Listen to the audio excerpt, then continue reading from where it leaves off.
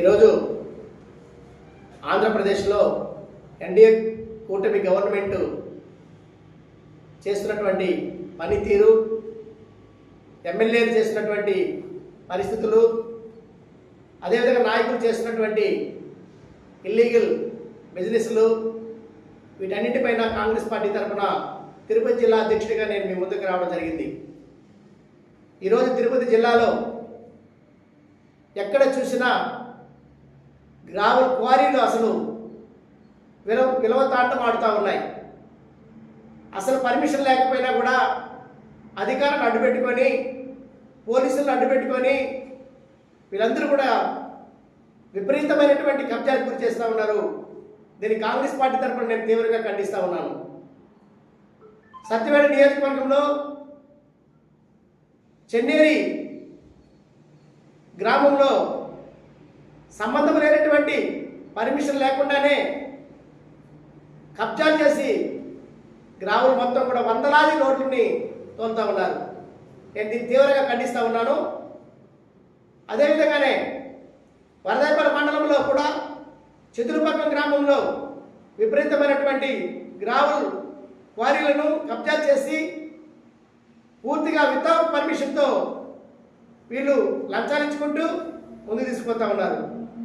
మేము ఒకటే చెప్తున్నాం, ఎమ్మెల్యే గారు ఆ రోజు గత ప్రభుత్వంలో పెద్దిరెడ్డి రామచంద్రారెడ్డి గారు అన్ని ఇల్లీగల్ కాంటాక్ట్స్కి ఆయనే చేసుకున్నాడు, మాకు ఎలాంటి సంబంధం లేదన్నారు.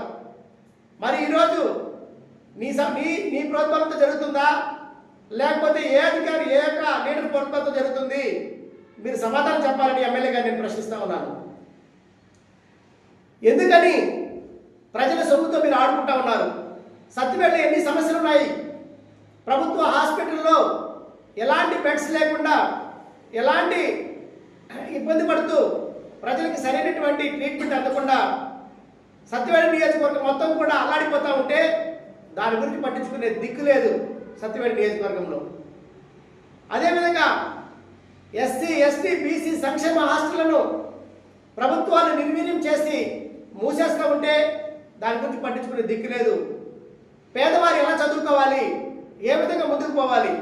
మేము విద్యకి పెద్దపీట వేస్తాము, వైద్యానికి పెద్దపీట వేస్తాము అని చెప్పేటటువంటి ప్రభుత్వ ఊదురుగొట్టు హామీలని ఈరోజు ఎక్కడ పోయాయని చెప్పి కాంగ్రెస్ పార్టీ ద్వారా మేము డిమాండ్ చేస్తూ ఉన్నాం. మేము చెప్తా ఉన్నాం, మా జిల్లా కార్యవర్గమే కాదు, కాంగ్రెస్ పార్టీ తరఫున ఉన్నటువంటి కార్యకర్తలు కావచ్చు, లీడర్లు కావచ్చు, నాయకులు కావచ్చు, ప్రతి ఒక్కరూ కూడా ఎక్కడైతే ఇల్లీగల్ బిజినెస్లు జరుగుతూ ఉన్నాయో, ఎక్కడైతే లంచాలకు పాల్పడి ఆఫీసులు వదిలేస్తూ ఉన్నారో, ఎక్కడైతే ఇళ్ల స్థలాలు లేకుండా కబ్జా గురవుతూ ఉన్నారో, ప్రతి ఒక్క దానిపైన కూడా కాంగ్రెస్ పార్టీకి మేము ఉక్కుపాదం మోకాలని మేము నిర్ణయించుకున్నాం.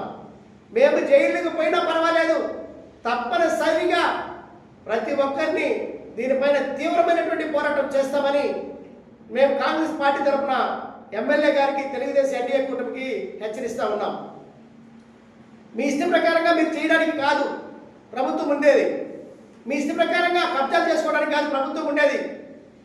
ప్రతి ఒక్కరికి కూడా పేదవారికి, ఇల్లు లేని వారికి ఇల్లు ఇవ్వాలా, భూమి లేనటువంటి వారికి భూమి ఇవ్వాలనా, ఇళ్ల స్థలాలు లేనటువంటి వారికి ఇళ్ల స్థలాలు ఇవ్వాలనా, లేకపోతే ప్రభుత్వ పాఠశాలను అభివృద్ధి చేయాలనా, లేకపోతే ప్రభుత్వ ఆసుపత్రులను అభివృద్ధి చేసి ప్రతి ఒక్కరికి న్యాయం కల్పించాలి.